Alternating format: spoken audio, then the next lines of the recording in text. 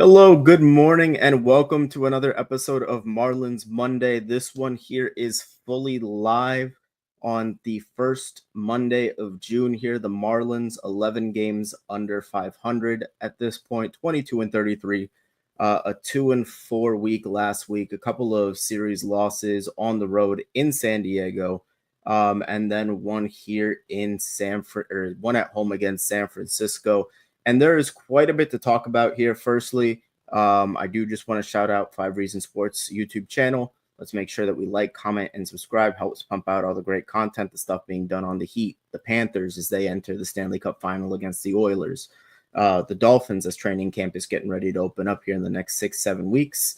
And then, of course, the Miami Marlins, who it's been a really interesting week for the Marlins. You had Xavier Edwards return to the starting lineup yesterday and go 5 for 5, looking for potentially a situation where maybe a little bit less pressure with regards to playing defense at shortstop is something that can, positively affect him and help him really get back to the guy that he was in 2024, a guy that hit over 300, that made plays at the top of the order, made things happen for this Marlins offense. And it's good to see glimpses of that already. But overall, pretty disappointing week. I always kind of hoped for this Marlins team that they would be looking at being single digits under 500 heading into this next stretch of ball games. Because you enter a softer stretch in the schedule here. You're going to be playing Colorado. You're going to be playing Pittsburgh. You're going to be playing Tampa. You're going to be playing Washington over the course of these next 4 series. And it would have been a place where, if you were looking at this team being 9 games under heading into this stretch, maybe you come out 5-6 games under and that's not to say this team should be a playoff contender or anything like that. But, you want to see this team kind of make strides towards at least be on a positive trajectory towards something like that, where I think going in the next season, looking at potentially a wild card berth should be something that's on the table for this franchise. And we'll get into that as we go along here. But Xavier Edwards returns. The Marlins 2-4 this week. Sandy continues his struggles on the mound. And that's going to make for a really interesting set of circumstances here, especially as Eury Perez seems like he is pretty much ready to be back. He's got to start in Jacksonville tomorrow night. And then 5 days from then would be Sunday in Tampa against the Rays. So that's going to be a really interesting decision, what they do with the rotation. Do they put Sandy on the shelf for a little while, kind of give him one of those get right injuries and let him get a rehab assignment? I think a true rehab assignment was something that he's kind of been missing to this point. There's just confidence that you get when you're bullying a bunch of teenagers in single and double A that I don't think he's had the opportunity to really get at the major league level. But Eury Perez, he is pretty much ready to be back. He threw 72 pitches in his last rehab start, went a full 5 innings. Craig Mish had said from the very beginning they want to get him through five ups and 5 downs. So he got to the 5 innings. He's going to have one more start tomorrow night. And if everything goes well, it looks like it's going to be wheels up on Eury Perez. And it's going to make for a really fun Marlins rotation, at least at the top. When you think about Eury and Ryan Weathers and Edward Cabrera, the way that he's been pitching lately, Weathers, I know he gave up 4 runs yesterday against San Francisco, but I don't think that was indicative of how well he pitched. Ryan Weathers was fantastic in that game yesterday. Marlins offense just kind of let him down, and Marlins had a really, really rough offensive series against the Giants. You score 3 runs in all 3 games, you're going to lose those series. And quite frankly, when you score 3 runs in 3 games, you're lucky if you don't get swept. And they were, as they got a great start out of Cabrera on Saturday night. But Eury Perez being added to this rotation is going to make for some interesting decisions. Who comes out? I don't think you can pull Edward Cabrera out of the rotation right now, especially when, there's still decisions to be made as to whether or not you want him to be a long-term solution in this rotation or not, or is he a guy that you want to showcase to trade? Cal Quantrill has been pitching very well of late. I don't think you want to take him out of the rotation, especially since he's on a 1-year deal. I don't think he's a guy that you want to take out of the rotation for the same reason. He's a guy that you would really like to see kind of, showcased here. And at the deadline, you can turn him around for, mid-level prospect or two. Ryan Weathers is sticking. Max Meyer is going to stick. He struggled of late. Max Meyer has, but I think he's still going to stick in the rotation. He's shown enough this year that he's earned that. I think Sandy's really the sticking point. Could they run a 6-man rotation? They absolutely could. And it might make sense for them to do so if they think that will benefit Sandy. But I think right now, more than anything, what will benefit Sandy is a couple of things. I think number one, kind of just taking a breather and getting away from it for a little bit. He's a guy that wants to do so well all the time when he's on the mound. And, you can tell that he's pressing when he's up there. And I think he just needs a week or two away from it to kind of get right and see what can be done to remedy this, because I don't think it's mechanical. I don't think it's a stuff issue. I think it's, it's he's in his head in his return right now. It happens to a lot of pitchers. And I think he's very fixable. I think other teams around the league know that he's very fixable. So I think that there's still a shot that he does get dealt at the deadline, if that is where the Marlins want to go with this thing. And it might not be, as they've got plenty of other guys that can be of use to buyers at the deadline if they decide to go down that route. But Eury Perez returning, I don't know if it's going to be Sunday versus the Rays or if it would be the following Monday in Pittsburgh. But I do know that, Perez is right around the corner, and it's going to be a really fun time for the Marlins as they continue to add more talent to this roster from the injured list. And speaking of adding more talent to this roster or just making roster moves in general, the Marlins did make the decision to DFA Ronnie Simon and Matt Mervis. Up come Jack Winkler and Heriberto Hernandez. Now, Hernandez, an interesting player. He's got an 870 career OPS or an 860 career OPS in the minors. 25 years old, minor league free agent, acquired this offseason. I think he's an interesting flyer to take. But on this team right now, who do you want him taking at bats from? I don't want him taking at bats from Dane. I don't want him taking at bats from Jesus Sanchez. I don't want him taking at bats from Kyle Stowers. Can he be a fourth outfielder at the moment? Sure. He can be. But I don't really see the opportunity for him right now. And then Jack Winkler, I guess he kind of takes that Graham Pauley role where it's okay, you're gonna play every fourth or fifth day, and personally I thought that was a bad role for a guy like Pauley, who at 24 years old still has a little bit of prospect juice in him. I thought he was a guy that should have been getting every day at bats down in AAA in Jacksonville. And then, I thought Ronnie Simon was a fine option as a utility guy. I don't really understand, the whole Winkler thing, but, Craig Mish did mention something pretty interesting when he was on the Marlins radio broadcast on Friday night. And he mentioned, this year, this is really an evaluation kind of season for this Marlins front office.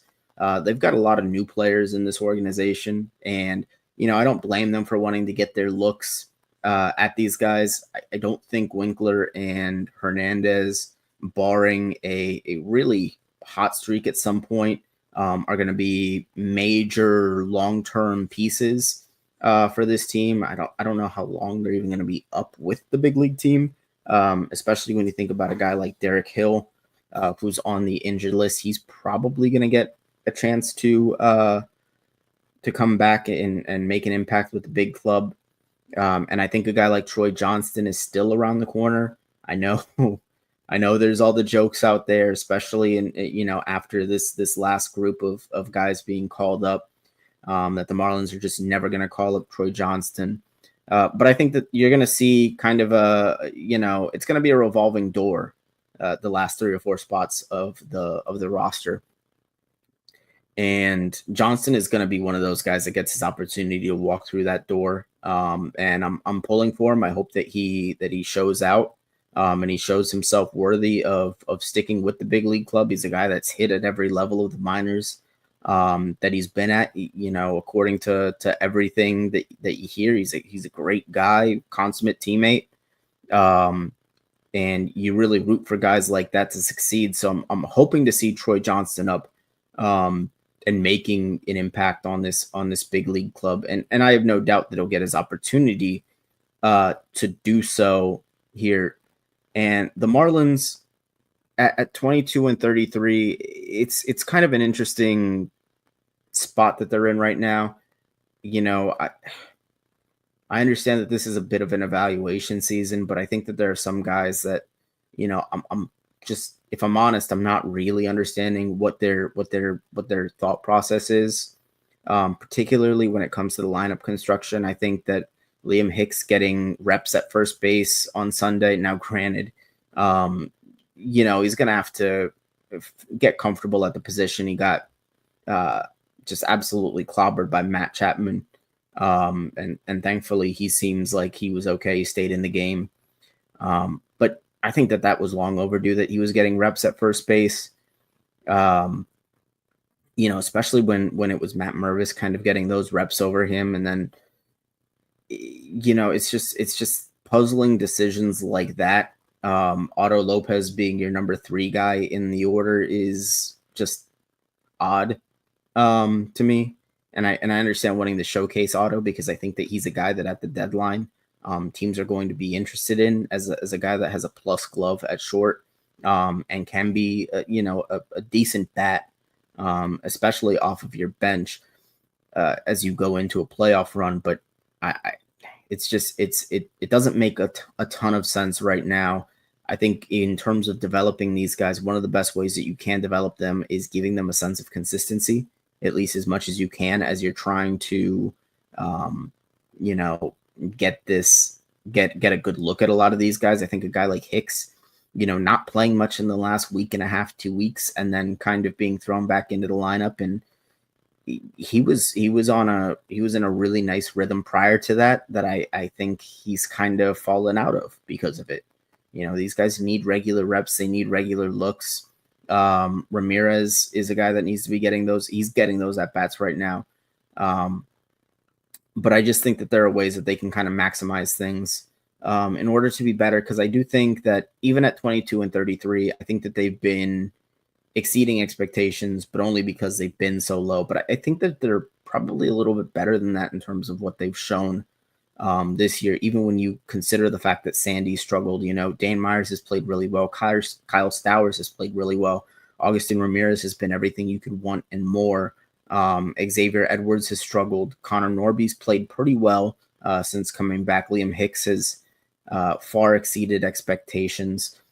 And then you look at Ryan Weathers has come back and he's pitched well. Edward Cabrera has been really good since his rough start to the season. The bullpen, they just continually find ways to cycle through guys in the bullpen and come up with really solid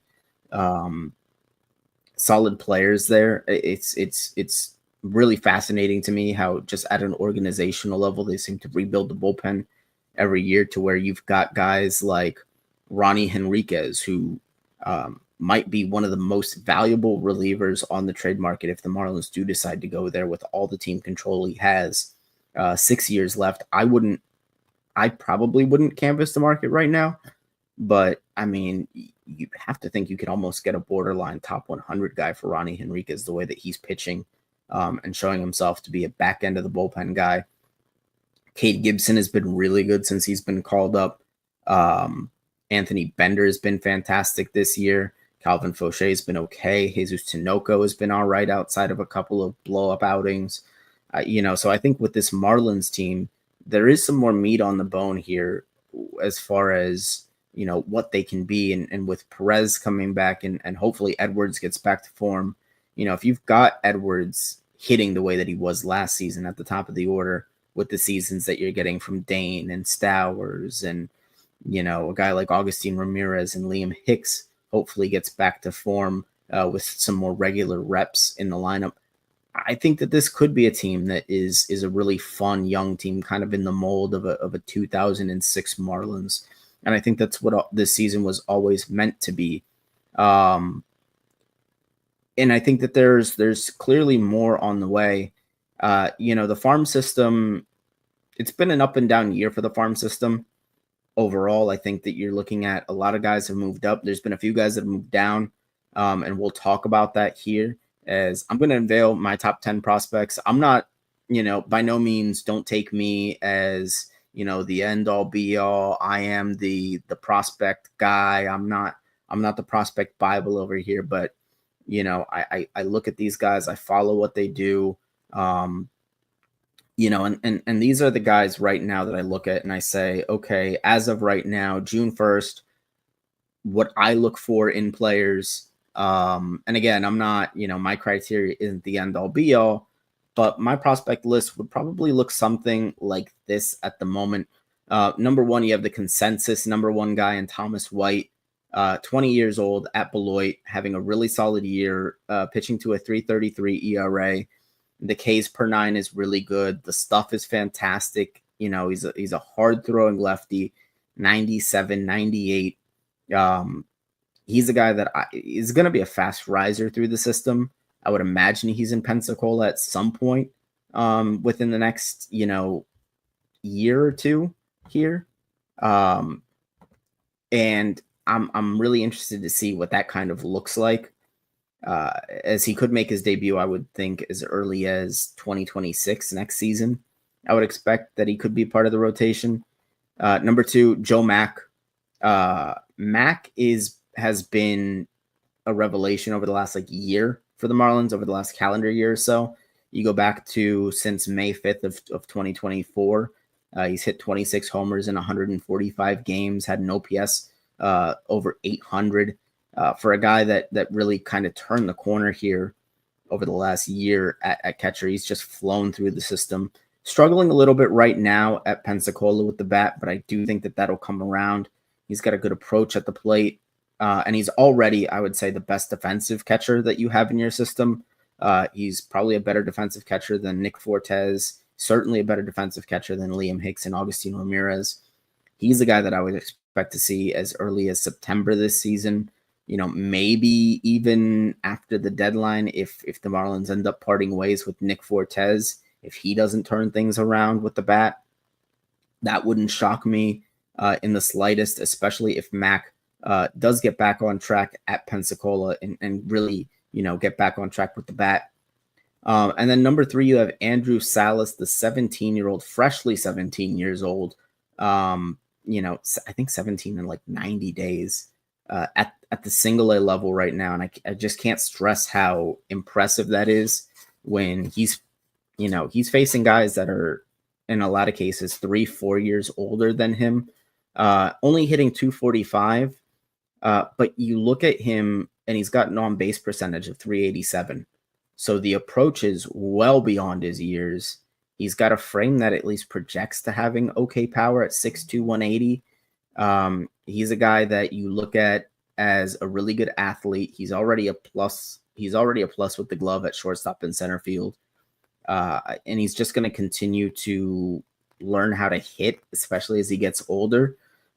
He's a guy that I think is somebody that could be a cornerstone in the lineup for the next, 10, 15 years. Well, he's got to get to the leagues. And I think that he's probably about 3.5 years out, at his current pace. But Andrew Salas is a player that you have to be feeling really, really good about. If you're the Miami Marlins, a prized international free agent signing last offseason. And then number four, you have Robbie Snelling, who was acquired at the deadline last year for Tanner Scott. He was one of the prospects that you got back from San Diego. And he was a guy that was really kind of struggling in the Padres system when the Marlins got him. They probably got him at a really good time in terms of his value being a little bit lower. He's pitched to a 4 ERA so far at AA, but I wouldn't let that fool you. Um, you know, all the underlying numbers under the hood suggest that he's a guy that's really pitching more like a 2.8, 2.9 ERA guy right now. The strikeouts per nine is really good. The walks per nine is pretty good. Robbie Snelling, mid 90s fastball, pretty good secondary stuff. He's a guy that, maybe not the highest ceiling in the world, but I think that he's a guy that projects to be one day, a really solid number 3 starter in your rotation. And he's a guy that's not too far out himself, depending on how things go throughout the rest of the season. Again, he's a guy that you might even see, in September of this season, or maybe even, and you'll definitely see in spring next year as the Marlins open up camp. Number 5, this is one where I kind of differ with a lot of the other lists out there. I think MLB.com has Carson Milbrandt as the Marlins number 24 prospect. I look at him and I look at a guy like Noble Meyer, who was picked in the first round, 2 years ago for the Marlins.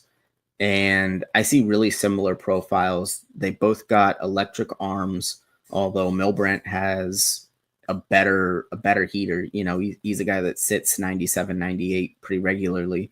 We saw him touch 99 in the spring breakout game this spring, and he's pitched pretty well in Beloit. Again, he's a guy that's a high ceiling, maybe a little bit more of a low floor prospect, because he is erratic, as a lot of young, hard-throwing righties are. Right now, he's still struggling to the tune of like 5 walks per 9 at Beloit, but he has pitched so far to a 2.28 ERA over there. He's a guy that I wouldn't be shocked to see get a call to Pensacola at some point this season. Really, really lively fastball and pretty good off-speed stuff. He's a guy that, projects to be if everything goes right, he can be a number 1 or number 2 starter in your rotation. And if the control issues don't quite get sorted out, he's a guy that I wouldn't mind seeing as a back end of the bullpen guy. He's got that kind of stuff where he can be, a really good closer, at the end of his development. And then number 6, I've got Starlin Caba. Starlin Caba is really liked by a lot of the scouting industry. I'm a little bit lower on him than most. He's a guy that was acquired for Jesus Luzardo in December. He was the headliner of that trade. The glove is already major league level. He's a really, really good fielder at short. And he's got a really good feel for the strike zone in 127 minor league games to this point. He's got 110 walks to just 72 strikeouts. So he's a guy that really knows his way around the strike zone. The bat hasn't come around just yet. He's got like a 200 average, but a 430 on base percentage. He is on the IL right now at Jupiter. But he's a guy that profiles as, he can be a 50 stolen base guy at the next level. At some point, you do hope that the bat comes around in terms of actually getting the hits there. And, I think in a best case scenario, you're looking at a guy that can be Xavier Edwards, but a Gold Glover at shortstop. So, and that's a pretty good ceiling to have. You're not going to get power out of him at 5'9", 160. Maybe he'll hit 6 or 7 1 year in terms of homers, but that's really not what you're looking for out of a guy like Starlin Caba. The glove is already major league level. The eye at the dish is advanced, and he's got really good speed. So those are the things that he has going for him. You hope that as he continues to progress, the actual, bat to ball skills kind of develop there. And he's a guy that can actually hit for, average as well, because if he can hit for average and get on base, then you're looking at a guy that can be a 420, 430 on base percentage guy regularly in the big leagues. And with his kind of speed, that would be very valuable at the top of your order. At number 7, I have Noble Meyer, the Marlins 2023 first round draft pick. Meyer, I have him behind Milbrandt, actually, because they have such similar profiles. Big righties. Meyer coming out, actually threw harder than he does currently. Right now he sits probably around 93 to 95. The secondary stuff might be a little bit better than Milbrandt. And the strikeouts per nine is a little bit better. The walks per nine is about the same. It's an issue right now at about 5 walks per 9 innings for Noble. But he's pitched a little bit better over the course of his last few starts. It'll be interesting to see if he can carry over that momentum and that consistency, because he's looked pretty good. I think he's a guy that could recapture some of that velo that he's lost, especially through the course of his development. He's a really wiry guy right now at 6'5", about 180. He's going to fill that frame out, so I would imagine the velo is going to kind of come back a little bit to where he is a 97, 98 guy from the right side. And again, he's a guy that's got a really wide range of outcomes because of the fact that the control's not quite there. But if he puts it all together, he's absolutely got the stuff to where he can be a number one in your rotation, or a really elite level closer at the big league level for the Miami Marlins. So I think that that's going to be an interesting development to watch, is Noble Meyer's development track. At number 8, PJ Orlando, the Marlins 2024 first round draft pick. He's had a really injury-plagued start to his career. He hasn't really played too much yet. He's only appeared in 9 games at Jupiter so far this season. But Orlando, super toolsy, super raw. Obviously drafted out of high school last year. And he's got a pretty advanced prep bat. And with the tools, it's not that he has one that's like really great. He's pretty solid at everything. You look at a guy that's, I think, projects to be a 20 to 25 home run power guy, a guy that projects to hit for, average to the tune of 280, 285, and play defense in the corner outfield. There's a chance that the power develops even more because he is a big guy, at about 6'3", 195 right now. So I think that there is a shot that power develops even further. Right now, they do, he's projected to be a corner outfielder, maybe even play a little bit of first base. But he's got sneaky speed to where he could, mess around and steal 20 bags in a season. Pitchers aren't paying close enough attention to him. Orlando is a guy that I think Marlins fans are going to have to be patient with his development. Him and Carter Johnson, it's been kind of a rough start for the 2025 draft class or 2024 draft class, and that's something that we can get into. There are other guys that aren't featured on this list that I think are really intriguing prospects that have played pretty well, that I would say are honorable mentions on this list. I think of a guy like Peyton Green, who's just setting the world on fire right now at Beloit. I'm really interested to see when he's going to get his call to Pensacola, because he's a really intriguing bat at shortstop.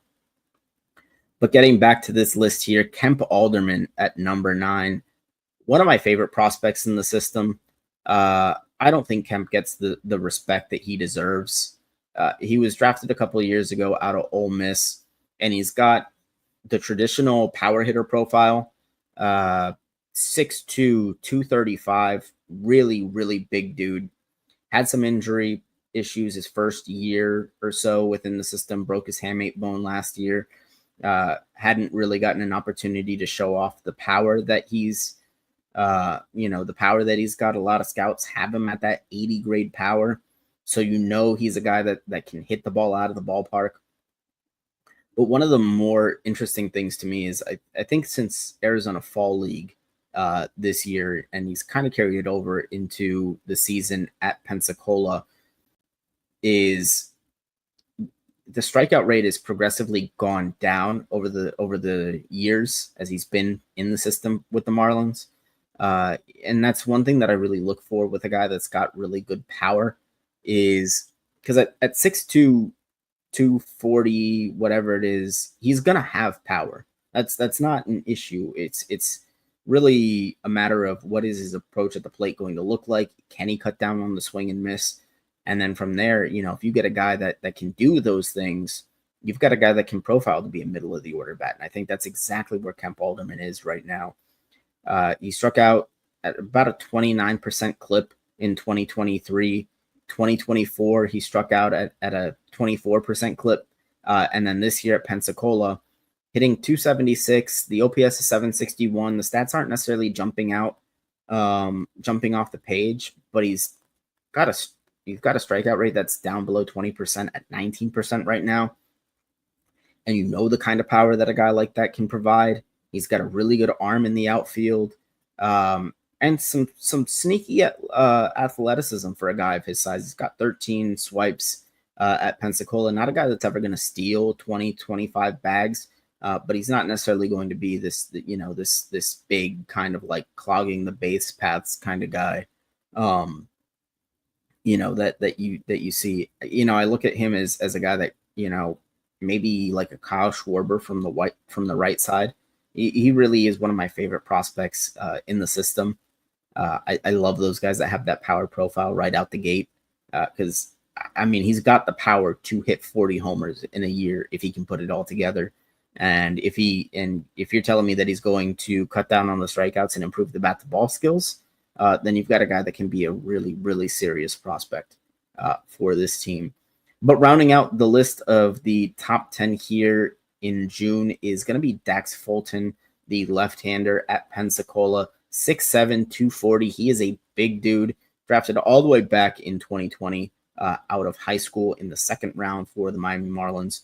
One of the better prep arms of the 2020 draft. Dax is a guy that's dealt with a lot of adversity so far in his minor league career. Coming out, he was dealing with Tommy John surgery. And then in 2023, he has, had to deal with Tommy John again. But he's come back and he's pitched pretty well at Pensacola so far this season. Pitched to the tune of a 3.15 ERA. He's going to have to get that control back, in line with where it was in 2022 and 2023. Right now he's up at about 6 walks per 9. But as he's recovering from Tommy John, I'm not super concerned about that just yet. Fulton, a guy with a pretty lively fastball from the left side, 94, 95, can get it up to 96, 97. Really good secondary stuff, has a fantastic curveball. And it's just a matter of, number one, can he stay durable? And then number two, can he recapture command of the zone? Dax Fulton as a pitcher, he's got a pretty high ceiling. I think that you're looking at a guy that can be, again, kind of similar to Robbie Snelling in that he can be a middle of the order or middle of the rotation guy. I think a number 3 pitcher. It's going to be interesting to see what the Marlins do with their system in terms of the amount of lefties that they have, because Braxton Garrett is going to be coming back, and then it might get a little odd if you've got White, Snelling, Fulton, who could all be on the cusp of coming up in 2026, with Weathers and Garrett in the rotation. Although that's not a bad situation to be in whatsoever here. But this is my top 10 prospects as of right now. There are a few honorable mentions. The Marlins have some really interesting players at the developmental levels. Abraham Ramirez comes to mind. Peyton Green is a really interesting player. He probably would have been my number 11 guy right now. Carter Johnson was selected in the first round last year. I don't think you can go too far down on him just yet. Even though he has really struggled to start his career, for a guy as young as he is, you got to give him a little bit more time. Connor Cascanet has had a really good start to his career in the Marlins organization, absolutely lighting things up at High A Beloit. And then you've got other players, even beyond then. Jacob Millers has been really good this year for Pensacola at 22 years old, the right-hander, drafted pretty highly in 2021 for the Marlins. But just a really interesting system right now, and I think this is a pretty good snapshot of where they are. And again, I still think right now you've got to be leaning into bats if you're looking at this team and what you want to be prioritizing at the deadline. if you are going to end up selling off, I mean, let's be quite honest here, they will be, and they should be sellers. You know, they have a lot of guys that I think are you're kind of learning who is and isn't part of the core over the next couple of years. And this team is going to be looking to set themselves up for 2026 and beyond. And I think that they can do so in a really good fashion if they play their cards right, to the tune of being, you know, a really fun up and coming surprise team in 2026 and beyond. But that was this edition of Marlins Monday, completely live. My name is Eric Wiedeke. You can follow me on X/Twitter at Eric Wiedeke to get my Marlins takes, my Heat takes, my Dolphins takes, all the takes you could want. You know, watch me ramble over there. Also, I do have appearances on Scouting the Fins, a Dolphins weekly show that we do on the channel as well with Hussam and Coach Eric. Those guys do great work over there, and I'm, you know, privileged to get to work with them. And then as well, obviously, I do show up on a lot of the Prize Pick stuff. Promo code 5 FIVE for $50 in bonus funds when you do play your first lineup of $5 or more. Going to be posting more baseball plays as we get into the middle of the season here. But I want to thank you guys for watching, and I will see you guys next week when we're hopefully talking about Eury Perez's fantastic return and a solid week for the Marlins. We will see you next time. Thanks so much. Bye-bye.